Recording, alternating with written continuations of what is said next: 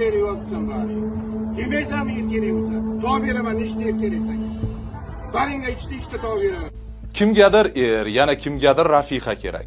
Bu yaxshi albatta, lekin hozir gap kimning uyiga sovchilikka borish haqida emas. Jizzaxda kelinlik libosini kiygan bir guruh qizlar kerak deb yozilgan qog'ozni ko'tarib ko'chaga chiqdi. Viloyat oila va xotin-qizlar boshqarmasiga ko'ra holat Jizzax shahrida yuz bergan. Ma'lum bo'lishicha, go'zallik saloni rahbari bloger bilan hamkorlikda reklama videoroligi uchun bu ishga qo'l urgan va 8 nafar qizga qog'ozlarni berib ko'chaga chiqarishgan. Boshqarma zudlik bilan jarayon to'xtatilib, qizlarga va go'zallik saloni rahbariga tushuntirish ishlari olib borilganini qayd etgan. Biz nima ham deymiz? Ijtimoiy tarmoqda mashhurlikka erishish hozir juda oson, lekin qanday qilib, qaysi yo'l bilan?